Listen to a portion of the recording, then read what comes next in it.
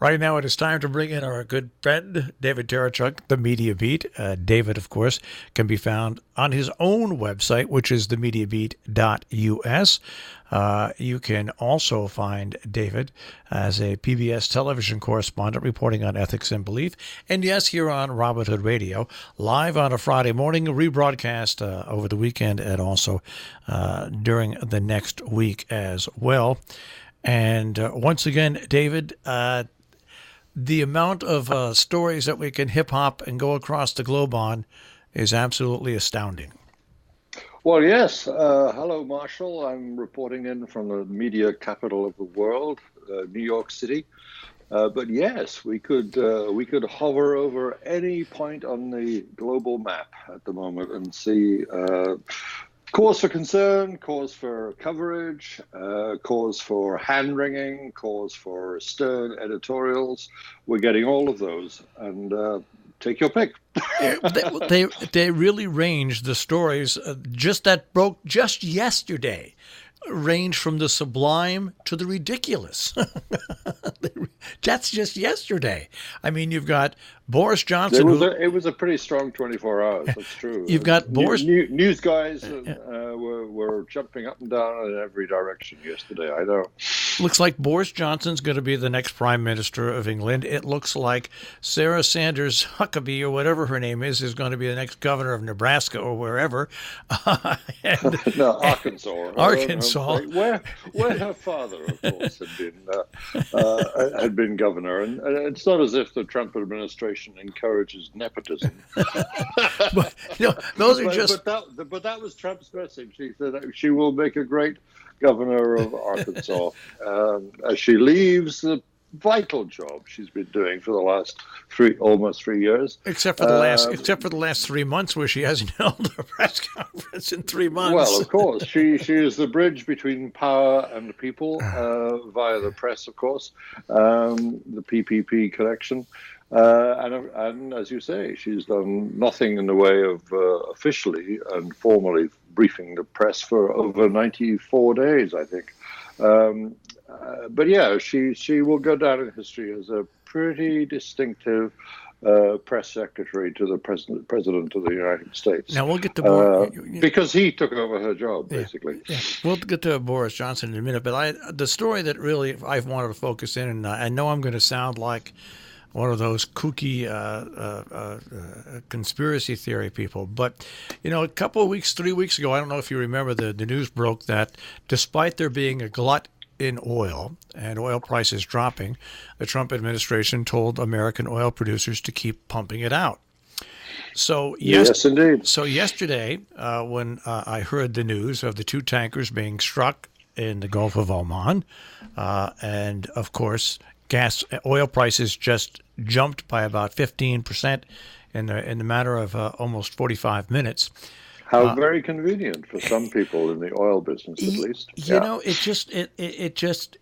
Something smelled like it was rotten in Denmark. Now, the United States did come up with pictures of what they claim are Iranians removing one of those mines that didn't go off. And I think it's great that we have this sophistication where we can take pictures like that. But before claiming that they're Iranians, I mean, we've seen pictures before that have been actual pictures of what happened, but they weren't the people that were involved that we thought. I guess what I need to know, what the United States government has to prove to me, and this sounds terrible for me to say this, is how do they know definitively those are Iranian boats? Did they trace them from where they left port, where they went? I mean, that's the thing that surprises me, that the media comes on and talks about and shows these pictures as being potential proof of Iranian warships. I would hope that it's true, but you know what? Nowadays, because of the Trump administration and what goes on with the daily lies from the Trump administration, it extends over even to things like this, where you have to raise your eyebrows and wonder, am I seeing what I'm seeing? Well, those are good questions to ask, and I think even at the best of times when we're dealing with an administration which was as traditionally straight as we hope American administrations have been with us, and there's some question over that too. We don't always know that even in the past with well accepted versions of history, whether the official sources were actually telling the whole truth.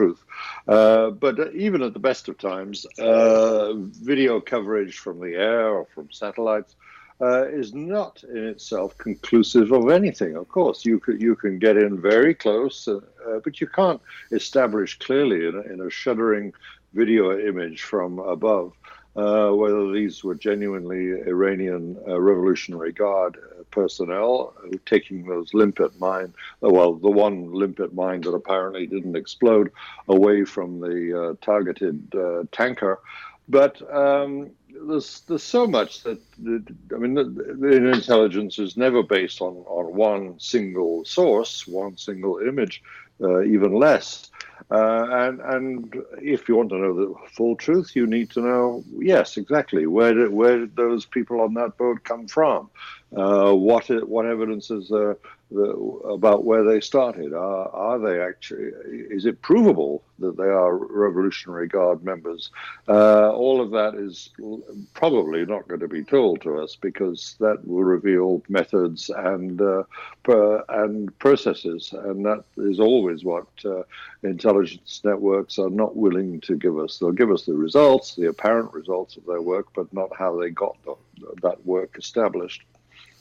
Yeah, so I'll leave that there, but then I want to go to Boris Johnson, and it really I don't know if you watched John Oliver last week tonight at all on HBO. He had a great piece on what was happening in the Conservative Party in Britain, and he went over each candidate, and son of a gun, Boris Johnson looks like he is going to be the next prime minister.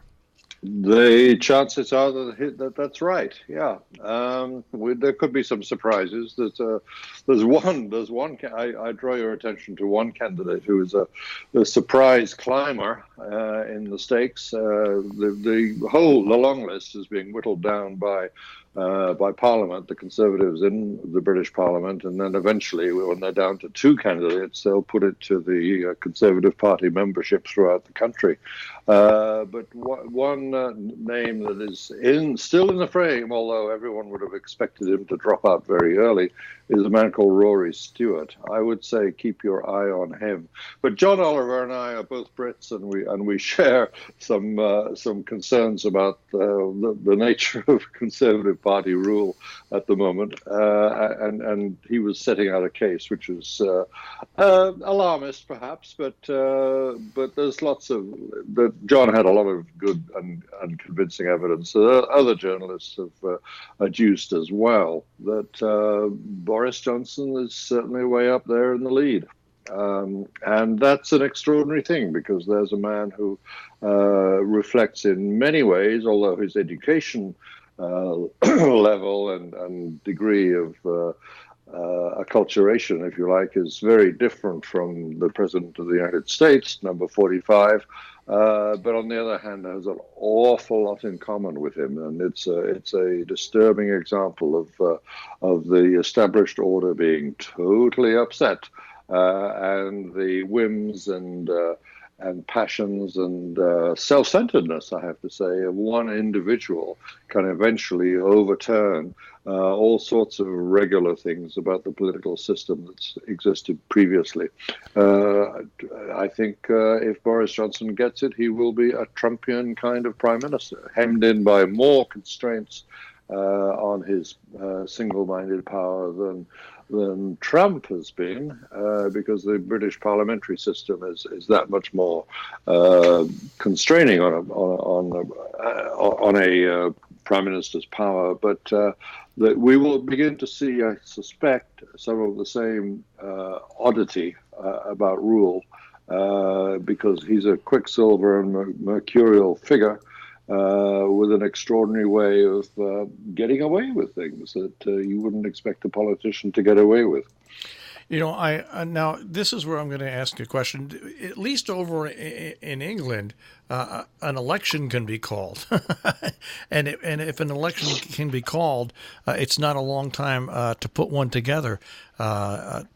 Sure, the official run-up time for a general election in Great Britain is 3 weeks. Very different from the United States, where we are already campaigning for November 2020.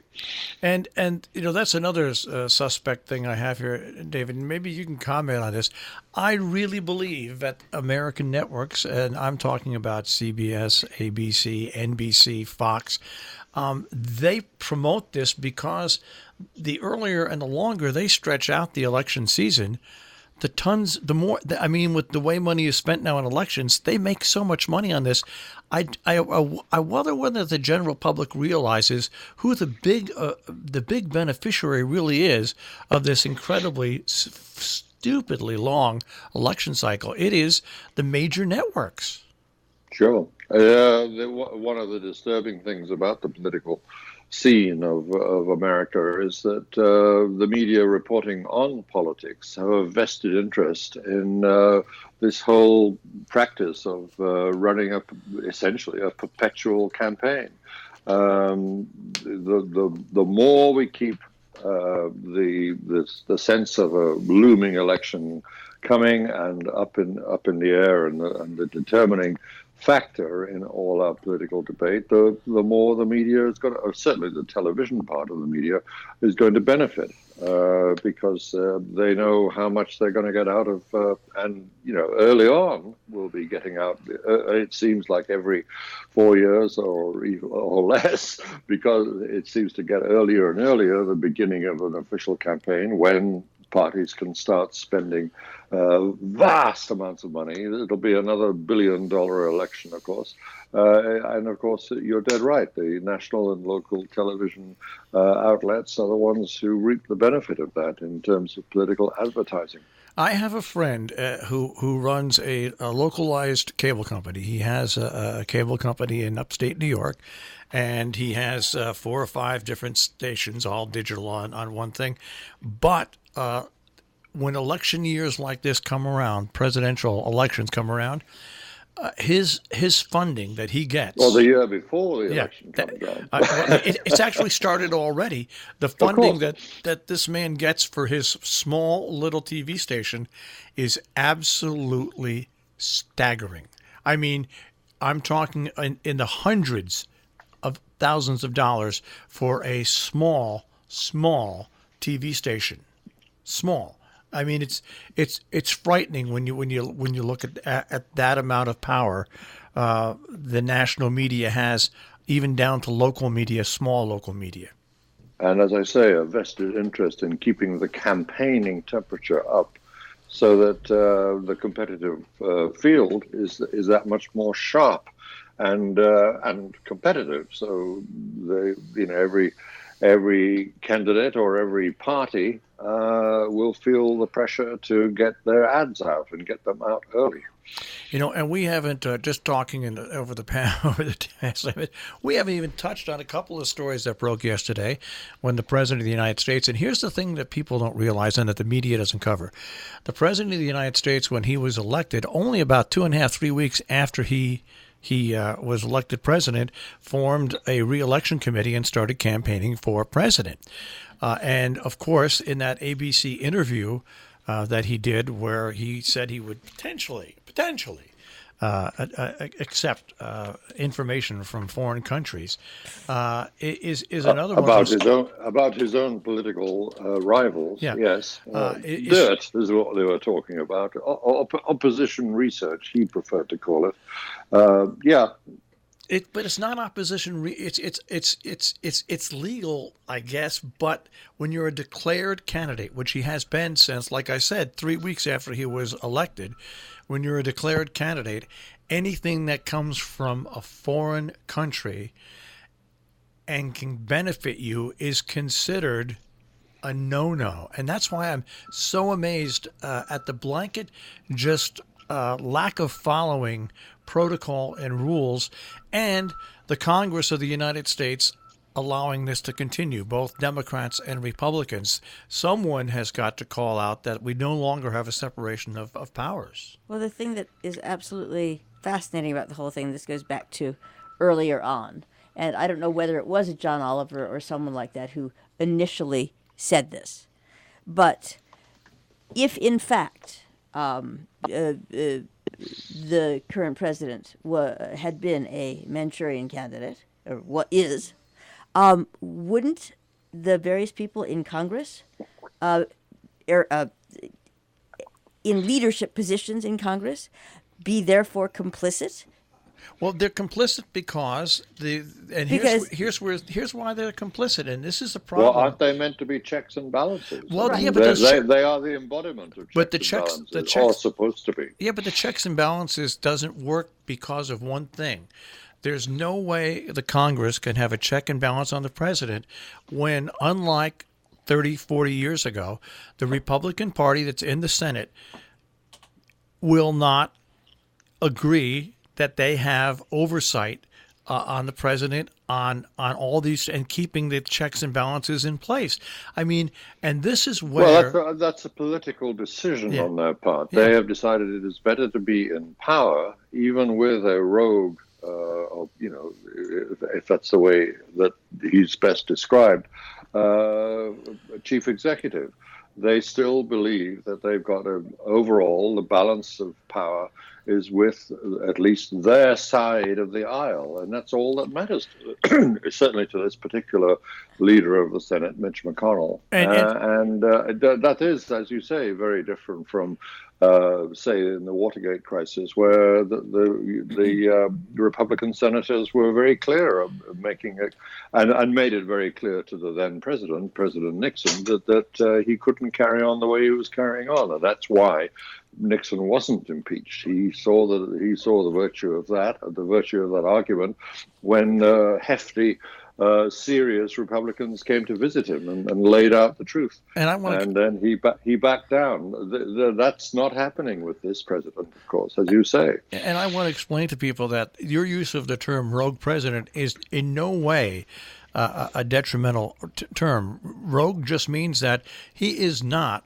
a true Republican. Even though he's a Republican, he is a rogue president, which means he really doesn't adhere to one party or the other. Right.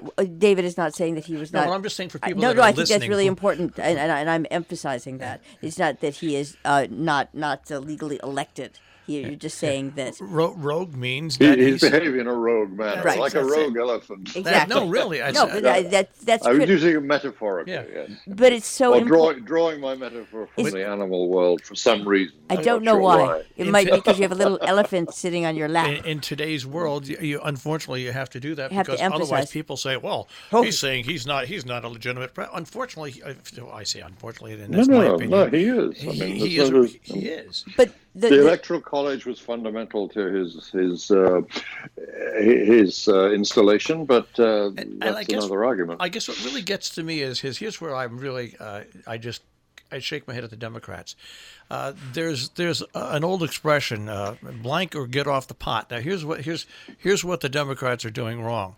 If you truly believe that the president is doing something that is extremely bad for this country, don't worry about the politics of calling for an impeachment inquiry. Just do it. That's your job. And if the general public in 2020 thinks that you were wrong, well, then you were wrong. But if you are right and you do it the correct way, it's not a roll of the dice. It's your job. Go do your job. Yeah, but nobody is doing their. When I say nobody, there the parts of their jobs that indeed on both sides of the aisle, which is very interesting. Although the number of Republicans is tiny, of course. But what I want to say, not having to do with impeachment, but having to do with do your job, is, and this brings it back to the press, and this is I'm sorry, but You don't obviously hear about the people who are doing their jobs separate and apart from whether their job is to impeach the current president, because that is not an interesting news story. And Axios just the other morning had something kind of comical, what people say they want to read about and then what they actually read about. And that a survey of the public, yeah. Well, that's always true. People will tell pollsters all sorts of things yeah, I'm so interested that don't turn out to be true when it comes to the ballot box, or many other things. Right. What do you want? What do you want to read about? It's like, what are the most important? Healthcare. And then you go to they did, and I can't cite the sources, and but in my view, since I'm really picky about that, this didn't look like Acme Roadrunner, sourcing. They compared what people said that they read versus what they clicked on, basically. Yes, healthcare policy. Right, that's it. We'd like to see. What we actually look at is bikini bottoms and the Exactly. celebrities. Yeah. Here's what we're missing in the media, and this is why the public is so woefully uninformed. Checks and balances. The checks and balances in the media used to be. I'll be honest with you, like Billy Crystal, the conservative writers, George Will, who used to be read in newspapers, in print, who used to write long form articles, just like the Jimmy Breslins used to write long form articles, investigative reporting. That has been replaced by social media and the mainstream networks doing these panel discussions, which only people who are like NBC or watch Fox, everybody goes to their own corners, and nobody experiences the true knowledge, whether you agree with it or not, of the truly significant, educated, great American writers, whether they be conservative or liberal. Yeah, and that's a general critique we can make across the board. This particular week, it came up with ABC News. I say always since I've been here, and indeed I have to confess an interest here. I did work for ABC News myself for a while, making long form documentaries, but they were the ones who provided Trump with the platform this week to say that he would accept dirt from foreign governments or foreign entities, intelligence entities in particular, I guess, about his political rivals, and that was a good bit of political interviewing. George Stephanopoulos pointed out to the president then that his own appointed FBI director had said that if that were to happen, the candidate, Trump himself in this case, ought to tell the FBI. And Trump went on to say that classic thing, which has become the most troubling quote of the week, I think, that the FBI director is wrong, he snapped.